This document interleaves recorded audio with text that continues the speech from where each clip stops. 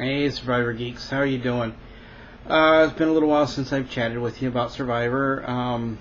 Frankly, I'm bored with it. This started out to be such a great season. Before the merge, it was a really interesting season. Lots going on, lots of interesting people. I was really into it, really enjoyed it. Once they merged, it's gone downhill so fast. And frankly, I didn't even see all of the other night's show yet, and I don't even really care. I saw enough of it. I saw a little bit of it at work. I saw the last 20 minutes or so. I saw the first 10 minutes here, and then that was I don't care if I see the middle. I'll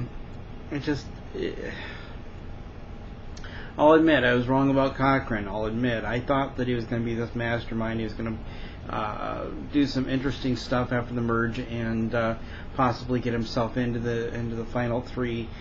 Maybe not win, but I at least expected him to get close to the final three. Of course, that didn't happen, as we know. He got rid of Keith, and I still say that wasn't a bad move. Because personally, if I was in that situation, I wouldn't want to go out by picking a wrong colored rock either. So I still respect him for that. But once he got in that position, he could have done so much to get further in the game. But he just kind of sat there and watched his former tribe being pagonged, and then he let himself get voted off. He brought it on himself. He didn't really do anything to try to save himself. Trying to buddy up with Coach, which was stupid. He really should have done the opposite. I was hoping that after he got rid of Keith, that he'd go to his former tribe and say, "Hey, I'm sorry that happened. I didn't want to draw a rock," and appeal to them, and hopefully they would forgive him and say, "You know what? I'm not really aligned with this other tribe. I'm just making them think that I am. But in fact, I want to get rid of Coach next." And I think he could have, if he could have gotten his old tribe to go along with it. I know they were angry with him, but they would have gotten over it.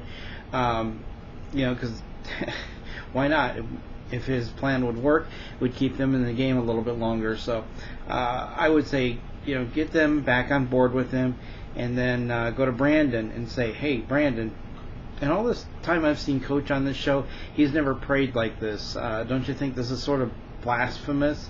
Don't you think that maybe he's just pretending to be religious now, or at least Christian now, to get on your side, get on your good side?" And go to Albert and say, "Hey, when Jim and I were watching Redemption Island Challenge, we heard Coach say that Ozzy should be getting rid of his right-hand man as soon as possible.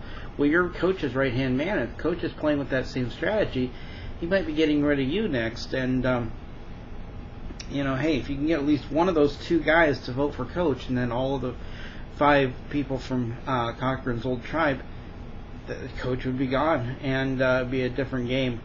Coach he's just running things. He's just a cult leader. I agree with Cochran on that. He's become this cult leader. It just seems like nobody can do anything without checking with. It's just like with Boston Rob last season. It's just creepy. So, I'm really sick and tired of these celebrity former players coming back in and just basically the whole show is them. They take over the game.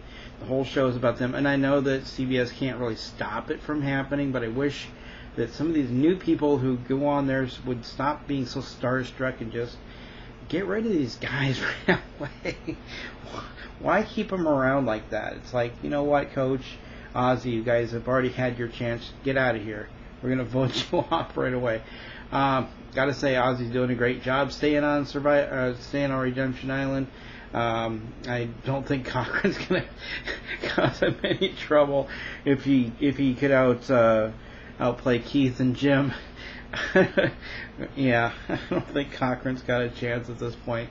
And frankly, I don't even care. I liked him at one time, and now I just don't even really care. I don't even really care who wins. Just give it to Coach. He may as well. Everybody's letting him win anyway. That's kind of how I ended up feeling about last season too. Remember, I just kind of like, just give it to Boston Rob. You're letting him win anyway.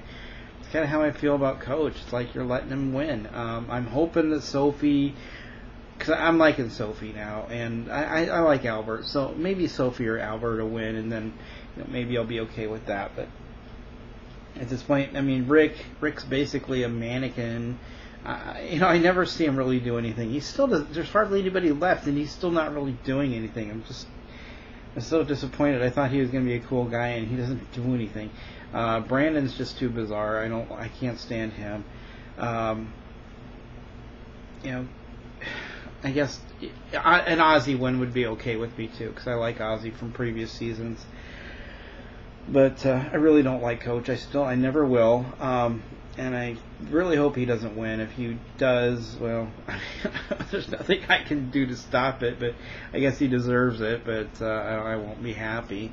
Yeah, I'm really hoping for a Sophie win. But everybody's left. I liked Edna at the beginning of the season, but Edna doesn't do anything either. She's kind of like a female Rick, but she's a little bit more whiny.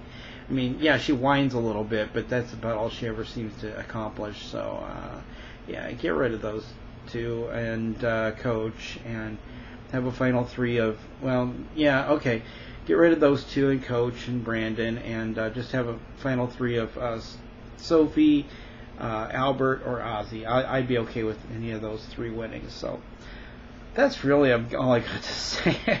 I really don't know. I can't even remember what really happened in the past episode, except there was some massage going on and Cochran got voted off, and it was just boring. So yeah, if next week's episode is interesting at all, I'll talk to you next week. Bye.